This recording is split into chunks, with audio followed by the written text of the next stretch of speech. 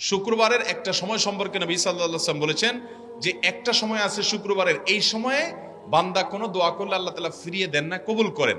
জুমার দিনে একটা সময় আছে দোয়া কবুল হয়। দোয়া কবুলের যে সময়গুলো আছে এর ভিতরে অত্যন্ত ইম্পর্টেন্ট একটা সময় হলো জুমার দিন, কিন্তু সময়টা যে ঠিক কখন এটা হাদিসে নবী সাল্লাল্লাহু আলাইহি ওয়াসাল্লাম বলেন না, যাতে করে হয়তো আমরা সারা দিনেরই কম বেশি দোয়ার চেষ্টা করি।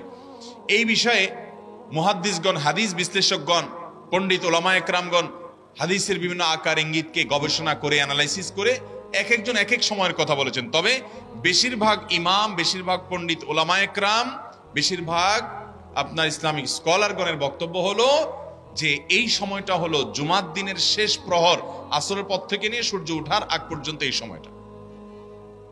অতএব আমরা জুমার দিনের 5 নম্বর আমল হলো বেশি বেশি করে সারাদিনই কম বেশি দোয়া করব। দোয়ার জন্য সবসময় হাত তোলাও জরুরি না, যদিও সাধারণ অবস্থায় দোয়ার জন্য হাত তোলা আদব, কিন্তু আপনি চলতে ফিরতে, উঠতে বসতে, কাজের ফাঁকে আপনি আল্লাহর কাছে মনে মনে দোয়া নিবেদন করবেন। অনেক চাওয়া আমাদের কাছে, আমাদের আল্লাহর কাছে আছে। ভাইরা আমার, নবী রাসূলুল্লাহ সাল্লাল্লাহু আলাইহি ওয়াসাল্লাম বলেছেন কারোর পায়ের জুতার ফিতাটা ছিঁড়ে গেছে হাঁটার সময়, এটার এমন কি লাগালে ঠিক হয়ে যাবে, কিন্তু একজন ইমানদার ওইটার জন্য সে আল্লাহর কাছে সাহায্য চাইবে। আল্লাহ, এটাও একটা বিপদ, একটা ছোট বিপদ থেকে অনেক কিছু ঘটে যায়, আপনি আমাকে উদ্ধার করেন। সে সবসময় আল্লাহর দিকে মনোনিবেশ করবে। নবী করিম সাল্লাল্লাহু আলাইহি ওয়াসাল্লামের পুরো জীবনকে যদি আপনি অ্যানালাইসিস করেন, আপনি অবাক হয়ে যাবেন। একটা বই আছে বাংলায়, বান্দার ডাকে আল্লাহর সাড়া, এটা বাংলা অনুবাদিত নাম।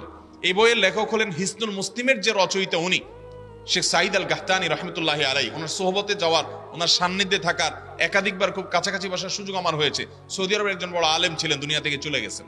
তো ওনার লেখা বান্দার ডাকে আল্লাহর সাড়া, এই বইটা বেশ মোটা সোটা একটা বই। পুরোটা পড়বেন যে নবী করিম সাল্লাল্লাহু আলাইহি ওয়াসাল্লামের জীবনে যে কত রকমের দোয়া করতেন। আল্লাহ আজকার নামে একটা বই আছে ইমাম নববীর, এটাও বাংলা হয়ে গেছে অনুবাদ, আপনি পড়লে অবাক হয়ে যাবেন।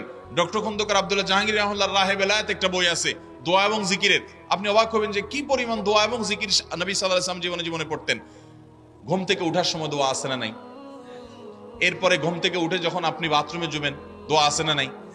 আবার টয়লেটে গেলেন, টয়লেট সেরে আসলেন, আপনি ওযু করবেন, ওযুর জন্য দোয়া আছে না নাই?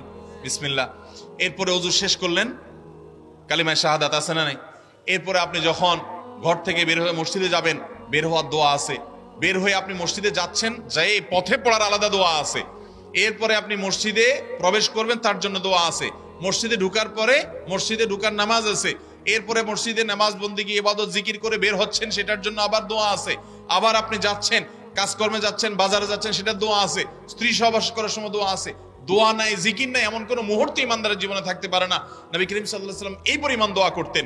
এই জন্য ভাইরা, দোয়া যদি সবসময় করতে কষ্ট হয় হাত তুলতে, আপনি হাত তোলা ছাড়া শুক্রবারে দোয়া করেন, দোয়াটা অনেক বেশি করা দরকার। আমাদের